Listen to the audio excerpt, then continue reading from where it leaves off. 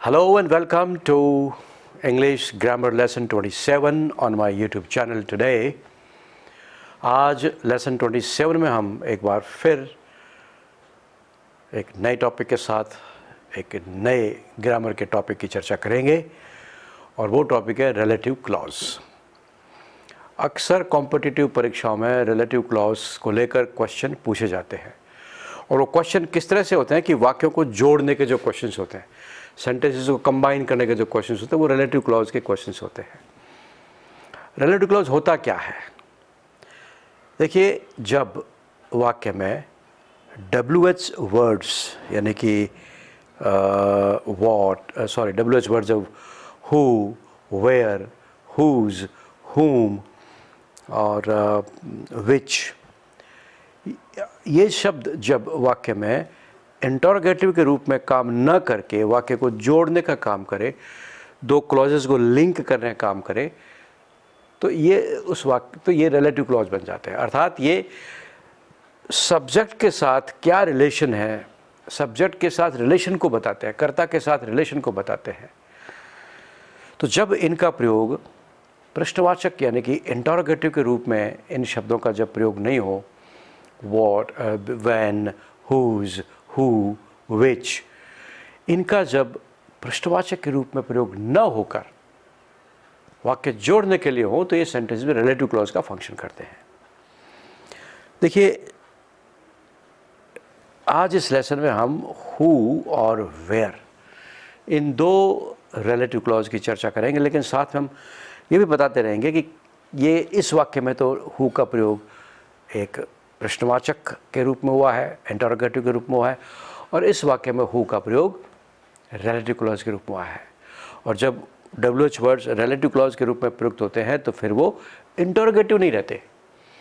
They no longer remain as interrogative when they are used as relative clause. When they combine two sentences, these WH words no longer remain as interrogative. चलिए हम चर्चा करते हैं सबसे पहले कि ये कैसे क्या बनते हैं। मैंने कहा था हु और वेयर, इन दो की हम चर्चा करेंगे।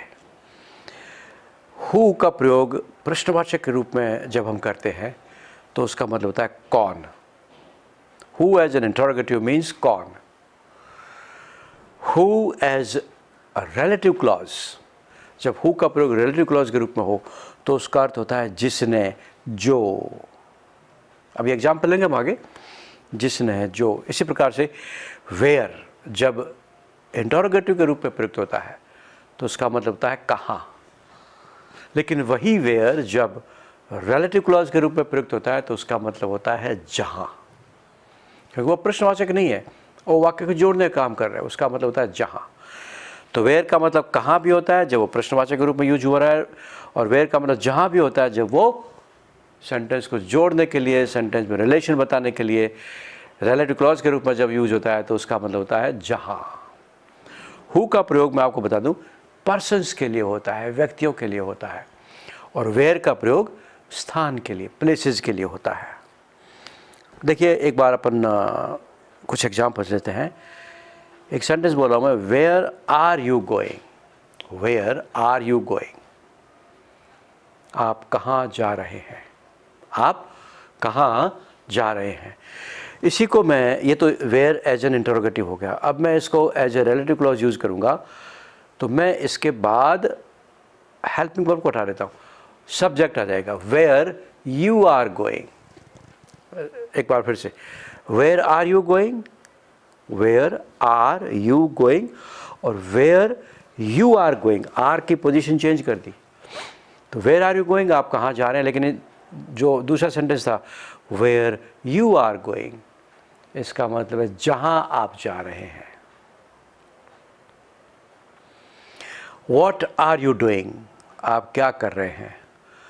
व्हाट यू आर डूइंग, इसका मतलब है जो आप कर रहे हैं, जो आप कर रहे हैं। एक और एग्जांपल लेते हैं।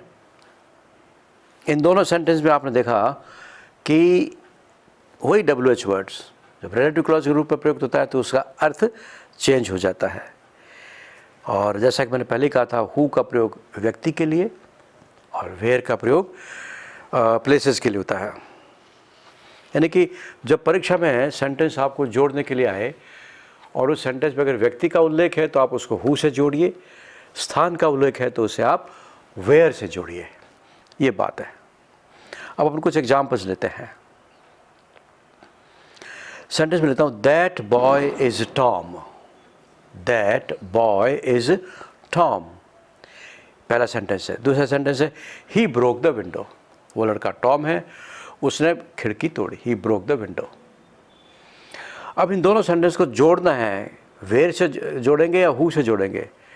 टॉम की बात हो रही है, टॉम व्यक्ति है, इसलिए हु से जोड़ेंगे और क्या कहेंगे? Tom is the boy who broke the window. अब यहाँ हु का मतलब कौन नहीं है, Tom is the boy. Tom ही वो लड़का है, हु जिसने, मैंने पहले ही कहा था हु का मतलब जिसने। Tom is the boy who broke the window. Tom ही वो लड़का है जिसने खिड़की तोड़ी है, या जिसने खिड़की तोड़ी। एक वेयर का प्रयोग लेते हैं। दिस इज द प्लेस, यह स्थान है। आई लिव हियर, यहाँ मैं रहता हूँ। जोड़ना है तो हु से नहीं जुड़ेगा क्योंकि प्लेस है, स्थान की बात आ रही है, वेयर से जुड़ेगा। तो बनेगा कैसे वाक्य? This is the place where I live. Hindi क्या होगी? यही वह स्थान है जहां मैं रहता हूं। दिस इज द प्लेस, वही स्थान। द बॉय, वही लड़का। द हाउस, वही मकान। द लगाने का मतलब स्पेसिफिक कर रहे हैं। सो दिस इज द प्लेस, यही वह स्थान है, वेयर आई लिव, जहां मैं रहता हूं। एक और एग्जाम्पल लेते हैं। Ram is the boy, stop, he helped me. Ram एक लड़का है, ही हेल्प्ड मी, उसने मेरी मदद की। जुड़ेगा कैसे? व्यक्ति को इंडिकेट करने वाले रिलेटिव क्लॉज से। वो कौन सा वर्ड है? Who. Ram is the boy who helped me. Ram ही वो लड़का है जिसने मेरी मदद की। जिसने मेरी मदद की, कौन नहीं, जिसने मेरी मदद की। सेंटेंस जोड़ दिया, हु का मतलब जिसने। एक और एग्जाम्पल लेती है। He is the prime minister, he works for the people. वो प्रधानमंत्री है, वह लोगों के लिए काम करता है। अगेन व्यक्ति की बात हो रही है, प्रधानमंत्री की बात हो रही है। हु से जोड़ेंगे, हम क्या कहेंगे? He is the prime minister who works for the people. यही वो प्रधानमंत्री हैं, या वह वो प्रधानमंत्री हैं जो लोगों के लिए काम करता है। एक और लीजिए। That is the point, I am wrong here. That is the point, यह एक बिंदु है। आई एम रॉन्ग हियर, मैं यहाँ गलत हूँ। बिंदु व्यक्ति तो नहीं हुआ, स्थान हुआ, वेयर से जुड़ेगा। So that is the point where I am wrong. यही वो बिंदु है जहाँ पर मैं गलत हूँ। एक और एग्जाम्पल लीजिए। This is the temple, I worship here. यह वो मंदिर है जहाँ, वेयर क्यों आया? क्योंकि प्लेस है, मंदिर एक प्लेस होता है। So this is the temple where I worship, जहाँ मैं पूजा करता हूँ। यह वह मंदिर है जहाँ मैं पूजा अर्चना करता हूँ। He is the teacher, full stop, he teaches English, full stop. वो अध्यापक है, वह अंग्रेजी पढ़ाता है। हम कहेंगे ये वही अध्यापक है जो अंग्रेजी पढ़ाता है। हम क्या कहेंगे? दिस इज द टीचर, या he is the teacher who teaches English. यही वो अध्यापक है, या वो अध्यापक है जो अंग्रेजी पढ़ाता है। ऐसे बहुत से एग्जाम्पल्स आप ले सकते हैं। रिलेटिव क्लॉजेस बड़े इंपॉर्टेंट होते हैं, कंबाइन करने होते हैं। केवल हु और वेयर ही नहीं होते, बहुत से होते हैं। उनकी हम अगले लेसन में चर्चा करेंगे। लेकिन उससे पहले कुछ एग्जाम्पल्स और सीधे लेते हैं, जहाँ डायरेक्ट, अब कंबाइन के बजाय कंबाइन किया हुआ सेंटेंस लेते हैं कि हमें प्रैक्टिकल इंग्लिश में, स्पोकन इंग्लिश में, जो आप अखबार वगैरह में पढ़ते हैं, स्पोकन इंग्लिश में भी होता है, सीधे डायरेक्टली सेंटेंसेस को रिलेटिव क्लॉज से जुड़ा हुआ होता है। कुछ एग्जाम्पल ऐसे ही लेते हैं। देखिए, he is the man who makes film.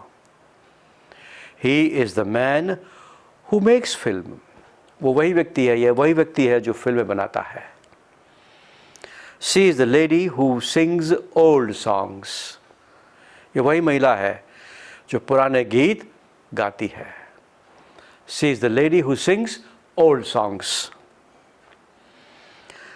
She is the girl who paints pictures. ये वही लड़की है जो तस्वीरों को पेंट करती है. She is the girl who paints picture. इनको अगर ब्रेक करेंगे सेंटेंस तो कैसे करेंगे? She is the girl full stop. She paints pictures. जोड़ा She is the girl who paints pictures. एक हिंदी में वाक्य रहता है, यही वह स्थान है जहाँ परमाणु बम का परीक्षण किया गया था. तो this is the place where nuclear bomb was tested, या where nuclear test was carried out. This is the place where nuclear test was carried out. ये वही स्थान है जहाँ परमाणु बम का परीक्षण किया गया था. एक और हिंदी का वाक्य लेते हैं, अंतिम वाक्य इस लेसन का. इसको वेयर से जोड़ते देखिए. This is the camp where refugees live. This is the camp, यह वही कैंप है वेयर जहाँ, वाक्य जोड़ रहा है इसलिए वेयर का मतलब जहाँ. यह वही कैंप है जहाँ रेफ्यूजीज रहते हैं. This is the camp where refugees live. तो रिलेटिव क्लॉज बड़े इंपॉर्टेंट होते हैं, परीक्षा की दृष्टि से भी बड़े महत्वपूर्ण होते हैं. हम आगे और ऐसे रिलेटिव क्लॉजेस की चर्चा करेंगे, क्योंकि ये दो ही नहीं है, और भी संख्या में रिलेटिव क्लॉजेस होते हैं. कुछ वस्तुओं को जोड़ने वाले होते हैं, कुछ रिलेटिव क्लॉज पॉजेसिव्स होते हैं. तो इन सब की चर्चा हम अगले यूनिट में करेंगे. तब तक के लिए गुड बाय.